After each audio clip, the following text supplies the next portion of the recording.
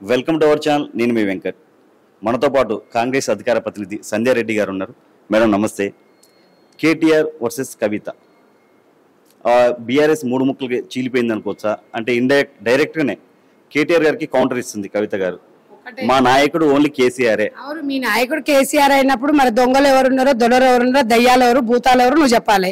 రేవంత్ రెడ్డి కోవట్ అని అంటున్నావు కదా, నువ్వేనమ్మా మరి కోవట్టివి? మరి తెలంగాణ మీ వాళ్ళు కూడా అనుకుంటారు కదా. కాబట్టి ఒకటే, టీఆర్ఎస్ పార్టీని అనవసరంగా బీఆర్ఎస్ చేసిన అని మీ బావ హరీష్ రావు మీ నాయనతో కొట్లాడుతుండట. నాకు బీఆర్ఎస్ పార్టీ నాకే అప్పచెప్తే కదా అని చెప్పేసి మీ అన్న మీ నాయనతో కొట్లాడుతుండట. వాళ్ళిద్దరికి ఎట్టిస్తావు, నాకేంగా వర్కింగ్ ప్రెసిడెంట్ ఇవ్వాలి, నువ్వు కొట్లాడుతున్నావు. ఓఎమ్మ ఇదంతా కాదు, మీ ముగ్గురు ఏంది అని చెప్పేసి మీ సంతోష్ రావు దొంగ ఉన్నాడు కదా, వాడేమో 100 కోట్లు ఆడెత్తుకుపోయిండు. ఈ నలుగురు పంచాయతీ తెలంగాణ ప్రజలకు మాకేమన్నా సంబంధం అంటావా, మాకు అవసరం అంటావా? మీ సావు మీరు చావండి. కాంగ్రెస్ పార్టీ నా మునిగిపోయే పడవా, ఇవన్నీ నాన్ సెన్స్ టాకింగ్ ఎందుకు చేస్తున్నావు నువ్వు? నేను ఎవరు రమ్మని నేను ఎవడన్నా పిలిచిండా కాంగ్రెస్ పార్టీలకు రామ్మ నిన్నని? కాంగ్రెస్ పార్టీలో ఏమాలు తల్లి, నీలాంటి ఇట్లా లిక్కర్ దందాలు చేసి అట్లా చేసిన వాళ్ళు కేరాపు అట్లా ఎవరు నీకు ప్లాట్ఫామ్ కూడా ఇవ్వరు ఇక్కడ. నువ్వు ఏదో నువ్వు పెద్ద నువ్వు ఊహించుకుంటున్నావు. ఏందమ్మా నీ కంట్రిబ్యూషన్? కడుపుతో నుండి నువ్వు ఉద్యోగం చేసినావు. ఆడ కడుపుతోనున్న ఒక ఫోటో చూపి నీ ఎంబడి మేము లేవా? నువ్వు కడుపుతోనున్నవా కాలుతోనున్నవా? ఈ అబద్ధాలను ఏడ నేర్చినావు? నువ్వు ఉద్యమం చేసినావు, నేను కాదంటలేను. నిండు కడుపుతోనున్నావు. ఝాన్సీ లక్ష్మీబాయి, వీరవనిత లాంటి వాళ్ళు ఉన్నారు. తెలంగాణ కోసం కాదు, దేశం కోసం ప్రాణాలు అర్పించిన వాళ్ళు ఉన్నారు. సరోజిని నాయుడు, ఎంతో మంది ఈరోజు వీరవనితలు ఉన్నారు. వాళ్ళు మనం చరిత్రగా చెప్పుకోవాలి. తెలంగాణ ద్రోహి అంటే నువ్వే. ఇవాళ తెలంగాణ కోసం మీ అయ్య పార్టీ పెడితే ఇవాళ అసలు మీ అయ్య చచ్చిపోక ముందుకే ఇవాళ మీ అయ్యని బొంద పెడుతున్నావు నువ్వు. ఇదా అమ్మా? ఎప్పుడైనా ఒక ఆత్మవిశ్వాసం ఉండాలి. కనీసం తండ్రి ఉన్నాడు అన్న ఇంకిత జ్ఞానం కూడా లేకుండా, ఆయనకు ఆరోగ్యం బాగాలేదు, కనీసం ఆయన ఆరోగ్యాన్ని కూడా రెస్ట్ కూడా తీసుకోనియకుండా ఇలాంటి బిడ్డలు ఉంటేది లేకుంటేది. ఇది పద్ధతి అయితే కాదు. అంటే నేను ఒక బిడ్డగా, నేను ఒక ఆడ కూతురుగా చెప్తున్నా. ఆర్థిక లావాదేవీలు అంటే మీ నాయన పోయిండు, మా నాయన సంపాదించిన సొమ్ము కోసం కొట్లాడినామంటే అది వేరు. మీ నాయన బ్రతికే ఉన్నారు. ఇంకా అలాంటి తండ్రి నీకు ఇవ్వడము ఇవాళ నిజంగా కూడా ఏ ఆడపిల్లకి రాలేదు. కల్వకుంట్ల పెళ్ళైనాక కూడా కల్వకుంట్ల పేరు చెప్పుకొని వాళ్ళకి నేను ఎంపీని చేసి కల్వకుంట్ల కవిత అంటే బ్రాండ్ అంబాసిడర్ లాగా నేను తెలంగాణ ప్రజలు నిన్ను గుండెలో పెట్టుకున్నారు.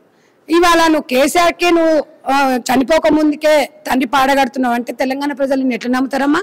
నీకేం తక్కువ చేసిండు మీ అయ్యా చెప్పు? జైల్లో ఉంటే బీజేపీ కాళ్ళు బట్టి మొక్కి నిన్ను రిలీజ్ చేసుకొచ్చిండు. లేకపోతే నువ్వు ఇప్పుడు వెళ్ళేదానివా తల్లి నువ్వు? అసలు ఇవాళ తెలంగాణ తీసుకుపోయేమో ఢిల్లీలో మీ నాయన తాకడ పెట్టిండు, నువ్వేమో మహిళల ఆత్మగౌరవం తీసుకుపోయి తివార్ జైల్లో పెట్టినావు. మళ్ళీ తెలంగాణ ప్రజలు నువ్వు పార్టీ పెడితే ఎవడో నమ్మటోడు?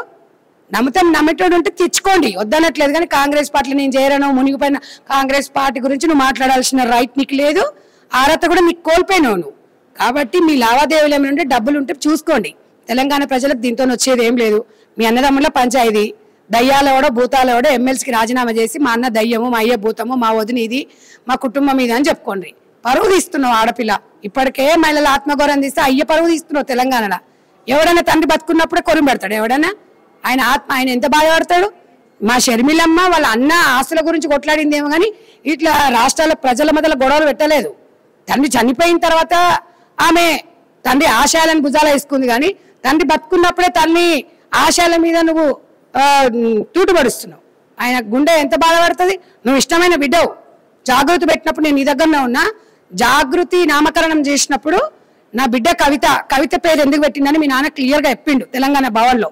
ఆ రోజు నేను అనుకుని ఇలాంటి తండ్రి నాకుంటే ఎంత బాగుండని నేను ఒక కొసేపు నా కళ్ళల్లో నీళ్ళు వచ్చినాయి. అలాంటి తండ్రిని నువ్వు గుండెల మీద దాన్ని యదవ రాజకీయాల కోసం కుటుంబం పరువు తీసుకున్న దాని ఇటువంటి బిడ్డ ఏ తండ్రి కూడా ఉండొద్దని చెప్పేసి మీ నాయన అనుకుంటున్నాడు, మీ తల్లిదండ్రులు మీ కుటుంబం కూడా అనుకుంటుంది, నీ పిల్లలు కూడా అనుకుంటారు. ఇలాంటి అవినీతి సొమ్ముతోని మమ్మల్ని చదివిపించిందా మా అమ్మ. బీజేపీలో బీఆర్ఎస్ ని విలీనం చేయాలనుకున్నారని చెప్పి కూడా చెప్పడం జరిగింది. మేమే చెప్పినాం కదా. కవిత గారితో చెప్పింది తెలంగాణ ప్రజలకు అర్థమైంది.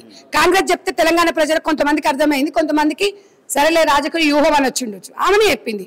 ఇప్పుడు కూడా చెప్తుంది చిట్చాట్లో బీజేపీలో బీఆర్ఎస్ విలీనం చేస్తారు అందుకనే వద్దన్న నేను అన్నది. ఇంకా సొంతంగా ఆమెనే చెప్పిన తర్వాత ఇంకా మేమేం చెప్తాం మీరు చెప్పండి. అది 100% మొన్న ఎమ్మెల్యే ఎలక్షన్లప్పుడు అర్థమైంది, మొన్న ఎంపీ ఎలక్షన్లప్పుడు క్యాండిడేట్లను ఎట్లాంటి వాళ్ళని పెట్టాలను మీరు కూడా చూడు. ఏదేం లేకుండా కరీంనగర్ అటు కొంచెం ఉత్తర తెలంగాణ బీఆర్ఎస్ ఉంటుందని వాళ్ళ సెంటిమెంట్ నమ్మిన వాళ్ళ కన్నా ఎలక్షన్ పరంగా చూసుకుంటే ఓటింగ్ శాతం ఎంత వచ్చిందో చూడండి. మీ పార్టీలకి కవిత గారు వస్తే మీరు తీసుకుంటారా? మేము కవిత గారిని గాంధీ భవన్ అడుగు కూడా దొక్కనీయం, మాకు అంత అవసరం కూడా లేదు.